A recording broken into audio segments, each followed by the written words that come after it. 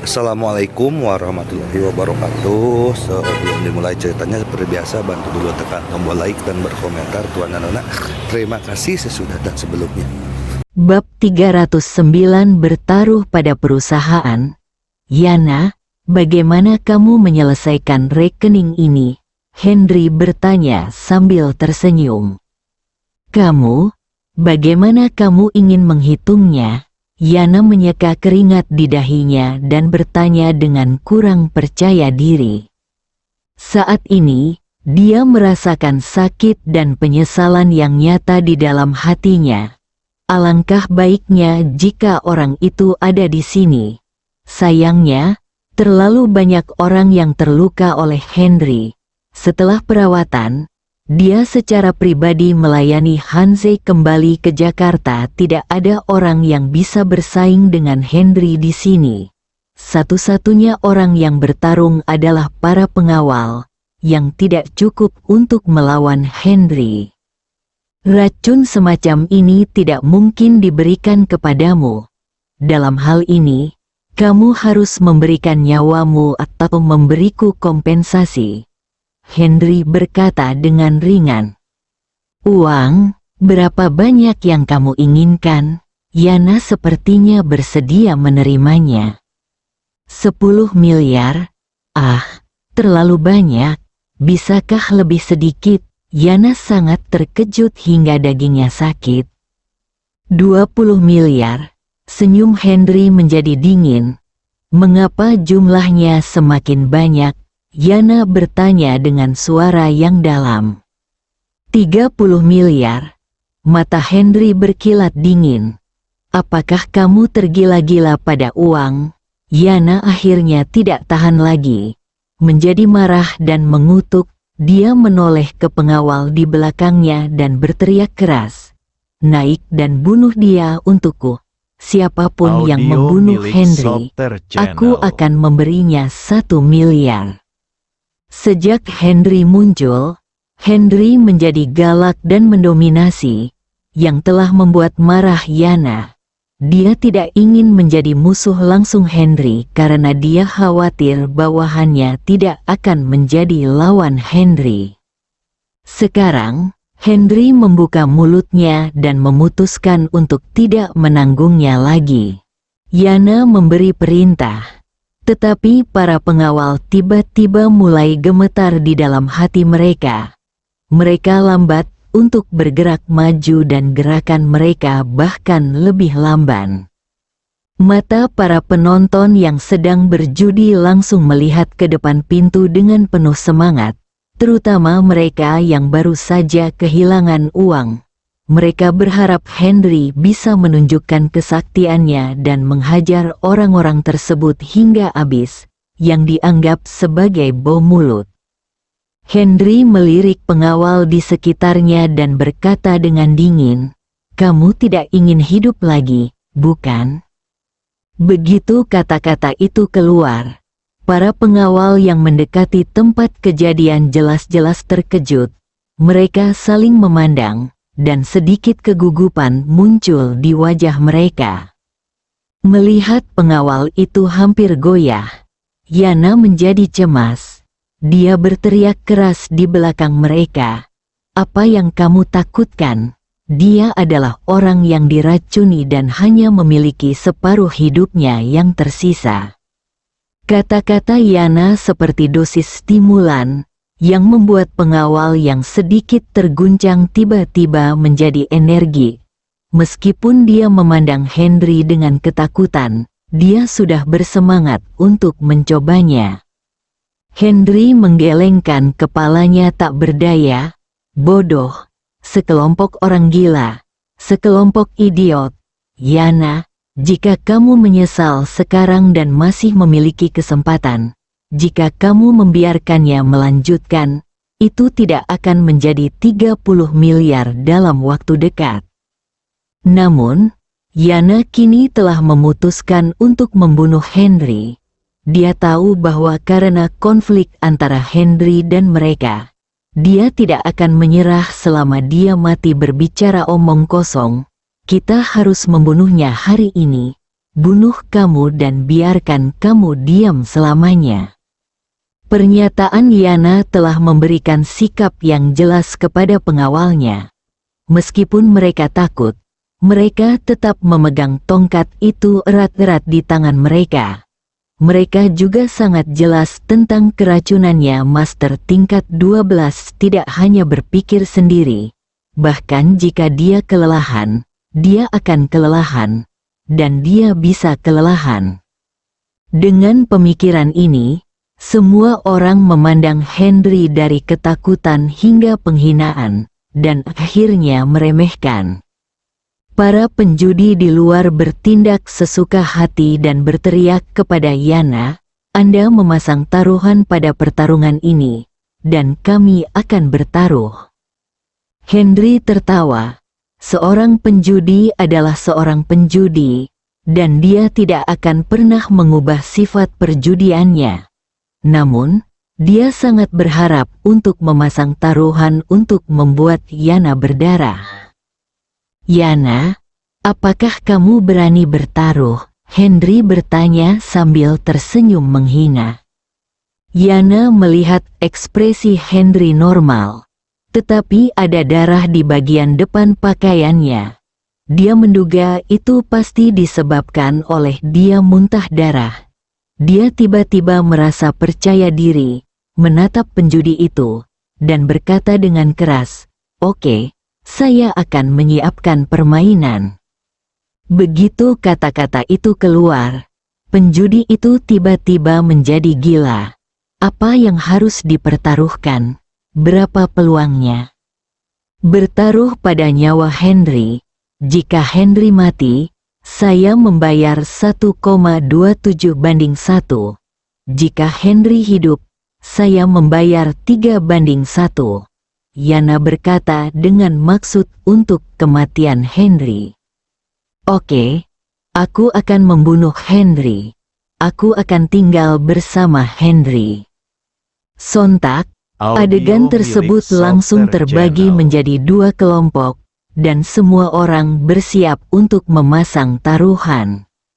Ketika Yana melihat jelas ada banyak orang yang ingin membeli kematian Henry, dia tidak hanya mencibir di dalam hatinya, "Henry, sepertinya kematianmu adalah keinginan bersama semua orang.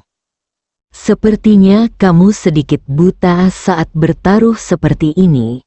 Kamu belum menjelaskan dengan jelas bagaimana cara menghitung kemenangan dan cara menghitung kekalahan." Tepat ketika semua orang menjadi gila, Henry tiba-tiba berkata sambil tersenyum.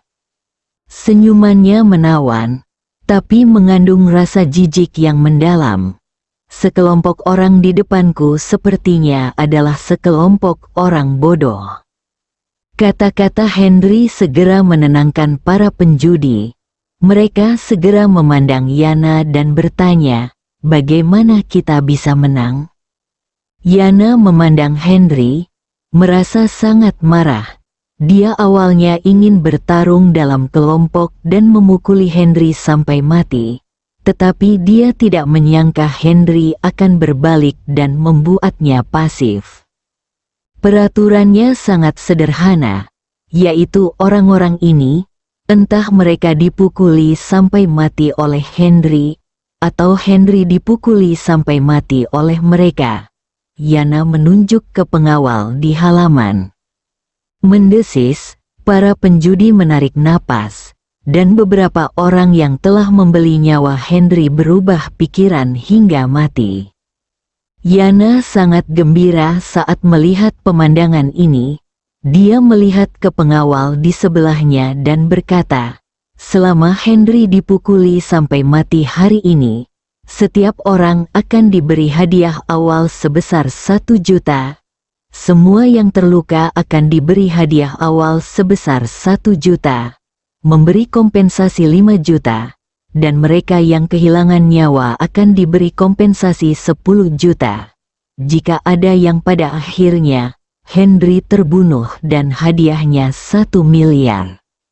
Setelah mendengar kata-kata Yana, pengawal itu menjadi semakin gila dan bersemangat.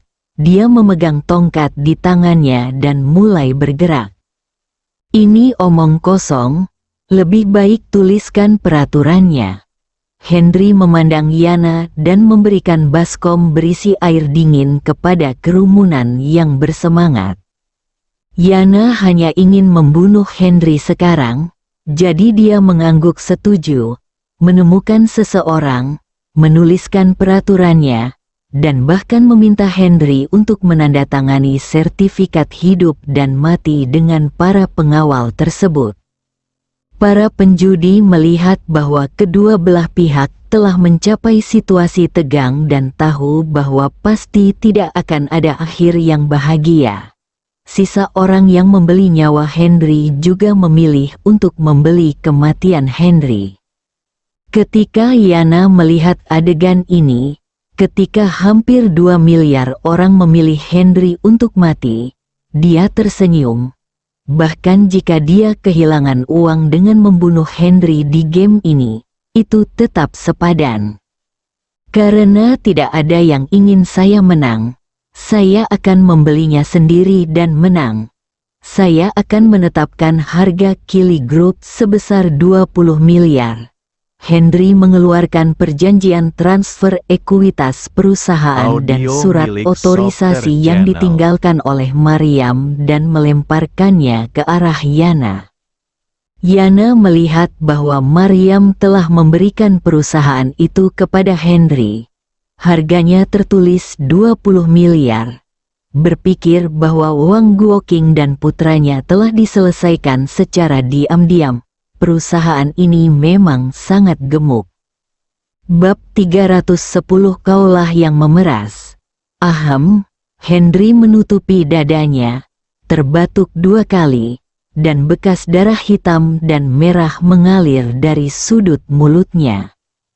Yana, karena kamu setuju, tunjukkan saja tanda terima taruhanku, jangan sampai kamu tidak mengakuinya pada akhirnya. Henry berkata dengan ekspresi yang sangat menyakitkan di wajahnya.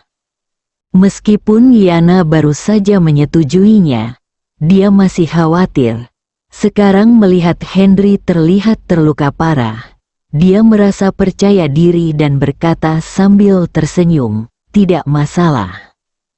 Konyol sekali, dengan kebajikanmu, bagaimanapun jika kamu memiliki kwitansi, maka akan ada mayat tergeletak di sana, uangnya hilang, dan nyawamu hilang." Henry menatap mata Yana dengan rasa jijik yang tersembunyi di dalam hatinya. Tapi kemudian dia terbatuk 2 kali, dan warna merah mengalir dari sudut mulutnya lagi. Melihat pemandangan ini, Yana merasa sangat percaya diri. Dia mengambil tagihan itu dan menyerahkannya langsung kepada Henry. Henry mengambil uang itu dan memasukkannya ke dalam sakunya dengan tangan gemetar.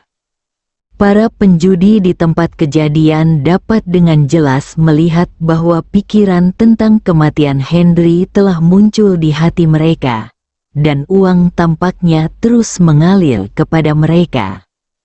Ketika pengawal melihat tubuh Henry gemetar dan sudut mulutnya berdarah, dia mengira racunnya mulai bekerja, dan tangannya yang memegang tongkat menjadi lebih kuat. "Henry, kita akan mulai. Hari ini tahun depan adalah hari peringatanmu. Saya akan duduk di kursi ketua grup Kili dan bersulang untuk merayakan keputusanmu hari ini." Setelah Yana selesai berbicara, dia tidak bisa menahan tawa, tertawa keras. Tawanya langsung membuat semua orang di halaman tertawa. Henry berdiri di tempat, terlihat sangat sedih dan tidak berdaya.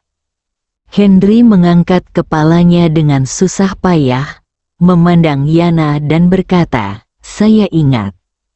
Setelah mengatakan itu, dia menyeka darah dari sudut mulutnya dengan tangannya, perlahan mengangkat tangannya, menatap lama sekali, dan menghela nafas, seolah hatinya sangat sedih. Senyuman Yana benar-benar seperti bunga yang mekar saat ini. Senyumannya menjadi lebih cerah dan indah. Dia perlahan mengangkat tangannya. Lebih dari 40 pengawal di tempat kejadian mulai bergerak. Lingkaran di sekitar Henry menjadi semakin kecil. Niat dan momentum membunuh yang kuat memberikan perasaan yang mencekik. Yana merasa senang saat melihat Henry masih memegangi dadanya dengan tangan dan bernapas dengan berat. Maju, dia berteriak tiba-tiba dan melambaikan tangannya ke bawah dengan tergesa-gesa. Ketika pengawal itu mendengar perintah itu, dia langsung menjadi gila bahkan tertawa. Ibarat sekawanan serigala yang mengerumuni mangsa yang akan diburu. Apapun yang terjadi, kematian menantinya. Mereka bergerak, begitu pula Henry. Namun mereka mengangkat tongkat, sedangkan Henry menggerakkan tangannya. Bayangan tongkat beterbangan, tetapi di tangan Henry, ada bayangan putih beterbangan. Ah! Berdebar, dentang, sesaat terdengar jeritan, terjatuh dan tongkat jatuh ke tanah. Melihat lebih dari 40 bodyguard yang ada di lokasi kejadian, mereka tergeletak di tanah dalam keadaan berantakan menatap Henry. Mereka masih menutupi tubuh mereka dengan tangan. Dadanya berdiri diam, bahkan tidak bergerak 1 sentimeter pun. Penjudi itu menggosok matanya karena tidak percaya. Senyuman di wajah Yana membeku seketika. Wajahnya penuh ketakutan, tapi wajahnya penuh senyuman. Ahem, Yana, bisakah aku menebusnya sekarang? Henry bertanya dengan suara gemetar. Yana membuka mulutnya tapi tidak mengeluarkan suara. Dia benar-benar ingin berkata, apa yang terjadi? Mungkinkah Henry tidak diracuni? Tetapi sepertinya dia diracuni. Tetapi jika dia diracuni, mengapa dia begitu ganas? Apakah kamu ingin gagal membayar utangmu? Setelah Henry selesai berbicara, dia sudah berada di depan Yana, memegangnya di tangannya. Yana secara naluriah ingin melawan dan melarikan diri. Tetapi tangan Henry tiba-tiba mengerahkan kekuatan. Yana merasa seolah-olah semua tulang di tubuhnya hancur. Dia menyeringai kesakitan, dan akhirnya mengangguk berulang kali untuk menyatakan janjinya. Henry melepaskan tangannya, dan Yana duduk di tanah sambil menjatuhkan diri. 1 kalah 3. Itu 60 miliar. Keren, keren sekali, Henry berkata sambil tertawa. Wajah Yana begitu muram hingga hampir meneteskan air. Harimau yang tersenyum itu kini telah berubah menjadi harimau berwajah hitam, dan sepertinya ada 2 api merah yang menyala di matanya. Yana menelepon Rico, membawa cek sebesar 60 miliar. Dan mengembalikannya kepada Henry bersama dengan ekuitas yang digadaikan Henry. Ya, terima kasih para penjudi karena memberi saya kesempatan untuk menghasilkan banyak uang dengan cepat. Henry mengambil cek itu dan memandang mereka sambil tersenyum. Semua penjudi memandang Henry di depan mereka, dan benar-benar ingin naik dan makan. Mereka mesum, sangat mesum, dan mereka bisa menjatuhkan pengawal ini dengan begitu mudah dan membuat mereka kehilangan segalanya. Namun, setiap orang bisa mempunyai ide. Namun tidak semua orang bisa mewujudkan ide tersebut menjadi kenyataan. Bahkan para pengawalnya pun tidak pandai dalam hal itu. Mereka lebih sadar diri dan tiba-tiba menjadi sedih. Henry menyimpan barang-barangnya, memandang Yana di tanah, dan berkata sambil tersenyum, Saya baru saja meminta Anda membayar saya 30 miliar. Dan Anda ingin pengawal itu membunuh saya. Sekarang saya tidak ingin 30 miliar itu. Miliar. Ketika Yana mendengar Henry menyebutkan awal mula masalah ini lagi, dia sangat ketakutan hingga dia berkeringat dingin. Ketika dia mendengar bahwa Henry tidak menginginkannya, dia menghela nafas lega. 60 miliar. Jika dia memberikannya lagi, apakah dia masih membiarkan orang hidup?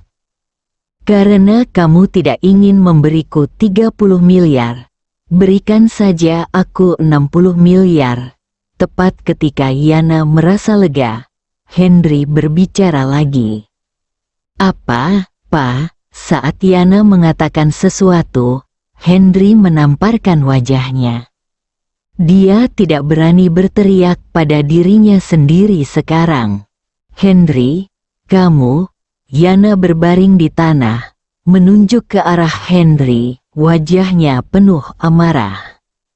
Selama beberapa dekade, Yana tidak pernah ada yang menyentuhnya, dan tidak ada yang berani meneriakinya. Tuntutan berlebihan Henry hari ini membuatnya marah. Jadi dia ingin membunuh Henry. Keduanya terhina dan sangat marah. Ledakan, aduh, sebelum Yana selesai berbicara, Henry melangkah maju, menendangnya, membanting pintu villa dengan keras, dan kemudian berguling ke bawah. Ketika penjudi di sebelahnya melihat adegan ini, dia masih sangat marah terhadap Henry. Dia sangat ketakutan sehingga dia tidak berani mengatakan sepatah kata pun dan melarikan diri dengan putus asa. Rico berdiri di sana, tidak berani bergerak, berbaring di tanah. Celana Yana kali ini benar-benar basah kuyup dan juga ternoda. Henry, kamu sedang memeras. Yana memiliki sikap yang kikir, dan sampai sekarang, dia masih menolak untuk berbicara lembut.